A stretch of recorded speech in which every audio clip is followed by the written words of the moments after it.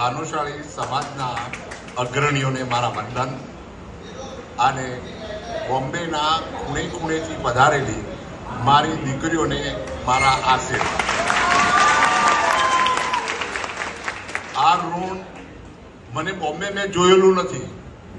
પહેલી વખતે બોમ્બેમાં જો લાવવામાં આવ્યો હોય મને તો આ મણિબેન અને આ મારી દીકરીઓ થકી હું આજે બોમ્બેની અંદર આવી શક્યો છું, નહીંતર બોમ્બેની અંદર હું આવી શક્યો ન હોત।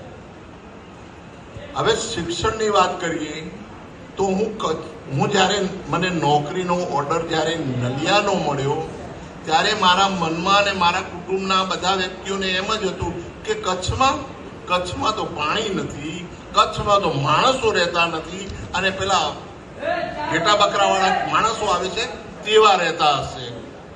પણ મને કચ્છમાં આવ્યા પછી જે લાગણી મળી છે એ ક્યાંય પણ આવી લાગણી કોઈ આપી શકે તેવું નથી। કચ્છ અને એમાં અબડાસા એ તો સ્વર્ગની ભૂમિ છે, સ્વર્ગની ભૂમિ। ત્યાં બધું જ છે, લાગણી મળે છે, પ્રેમ મળે છે, સંસ્કારનું ઘડતર થાય છે। અબડાસા તાલુકો એ શ્રેષ્ઠ તાલુકો છે।